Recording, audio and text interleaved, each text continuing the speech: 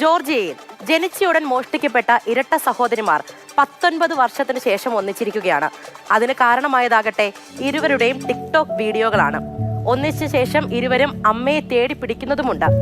ഒരു കഥയാണോ എന്ന് തോന്നിപ്പോകുന്ന സംഭവ പരമ്പരകൾ.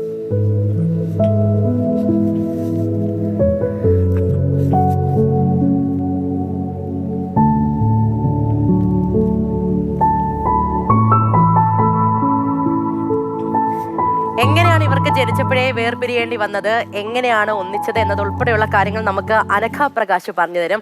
അനഘ, ഞാൻ ആദ്യം പറഞ്ഞതുപോലെ തന്നെ നമ്മൾ കൂടുതലും സിനിമകളിലാണ് ഇങ്ങനെയൊക്കെ കണ്ടിട്ടുള്ളത്. പറയൂ, എങ്ങനെയാണ് ജനിച്ചപ്പോൾ തന്നെ ഇവർക്ക് വേർപിരിയേണ്ടി വന്നത്?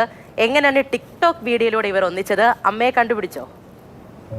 പൂജ, ഞാൻ ആദ്യം ഒരു കഥ പറയാം. ഇതിനെ കഥ എന്ന് തന്നെ പറയേണ്ടിയിരിക്കുന്നു.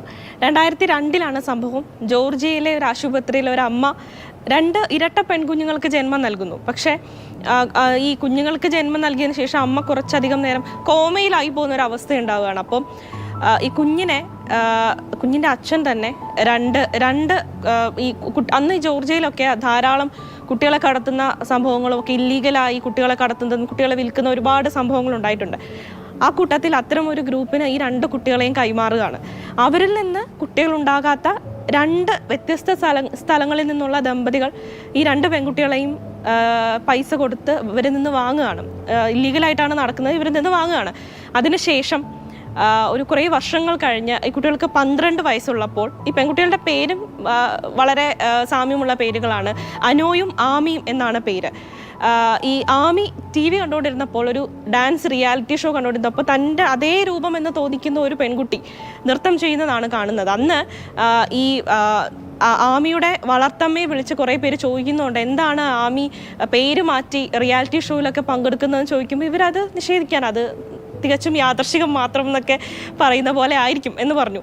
അതിനുശേഷം വീണ്ടും കുറേ വർഷങ്ങൾ കഴിഞ്ഞിട്ട് ഇവർ രണ്ടുപേരും കുറെ കൂടി വലുതാകുന്നു. അതിൽ നമ്മൾ ആദ്യം അനോയുടെ കഥയാണ് പറയുന്നത്. ഇവിടെ ആമി ടിക്ടോക്ക് വീഡിയോസ് പോസ്റ്റ് ചെയ്യാൻ തുടങ്ങുകയാണ്. അപ്പോൾ അനോ ഇത് കാണുകയും ഇത് തന്നെ പോലെയാണല്ലോ ഈ പെൺകുട്ടി എന്ന് തോന്നുകയും ചെയ്യുന്നുണ്ട്. അന്ന് അനോ ഒരു യൂണിവേഴ്സിറ്റി വാട്സാപ്പ് ഗ്രൂപ്പിൽ ഈ കുട്ടിയുടെ ഡീറ്റെയിൽസ് കിട്ടുമെന്ന രീതിയിൽ അന്വേഷിക്കുന്നുണ്ട്. അങ്ങനെ ആമിയുടെ ഒരു സുഹൃത്ത്, അനോയുടെ ഒരു സുഹൃത്താണ് ഈ ആമിനെ പറ്റി പറയുന്നതും. ഇതുവഴിയാണ് ഇവർ നേരിട്ട് ആദ്യം FB വഴി ഇവർ തമ്മിൽ കോണ്ടാക്ട് ചെയ്യുന്നു. അങ്ങനെ പിന്നെ ഇവർ നേരിട്ട് കാണുന്നു. പിന്നെ ഇവരുടെ വളർത്തച്ഛനും വളർത്തമ്മയും വഴി ഇവർ അറിയുന്നു ഇവർ അഡോപ്റ്റഡ് ആണ്. അങ്ങനെ അവർ വഴി ഇവരുടെ വേരുകൾ അന്വേഷിച്ച് പോവുകയാണ്.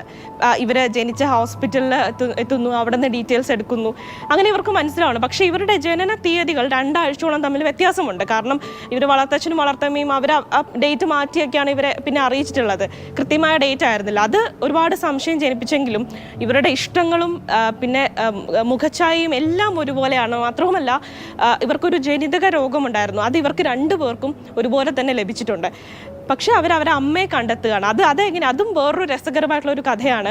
ഇവർ ഈ അമ്മയെ അന്വേഷിച്ച് സമൂഹ മാധ്യമങ്ങളിലൂടെ പോസ്റ്റ് ഇടുകയാണ്. അപ്പോൾ ഇത് ഒരു ജർമ്മനിയിലുള്ള ഒരു യുവതി ഈ കഥ കാണുകയാണ്. അപ്പോൾ ഈ യുവതി ആലോചിക്കുമ്പോൾ ഈ യുവതിയുടെ അമ്മ ഈ യുവതിയോട് പറഞ്ഞിട്ടുണ്ട്, ഈ യുവതി ജനിക്കുന്നതിനും കുറേ നാൾ മുന്നേ തങ്ങൾക്ക് ഇരട്ട പെൺകുട്ടികളാണ് ജനിച്ചിട്ടുള്ളത് ഇതേ ആശുപത്രിയിൽ നിന്ന്, അവർ മരിച്ചുപോയി എന്ന് പറയുന്നു. അപ്പോൾ ഇവർക്ക് സംശയം തോന്നി. പിന്നെ അന്വേഷിച്ച് ഇവരുടെ DNA ഒക്കെ ടെസ്റ്റ് ചെയ്തപ്പോൾ ഇത് തങ്ങളുടെ സഹോദരിമാരാണെന്ന് ഈ യുവതിക്ക് മനസ്സിലാവുകയും അങ്ങനെ ഇവർ തമ്മിൽ വീണ്ടും ഈ ഇരട്ട സഹോദരിമാർക്ക് അമ്മയെ മാത്രമല്ല ഒരു അനുജത്തെയും കൂടെയാണ് തിരികെ ലഭിക്കുന്നത്. ഒരു സിനിമയ്ക്കുള്ള സ്കോപ്പ് തന്നെ ഉണ്ട് അല്ലേ?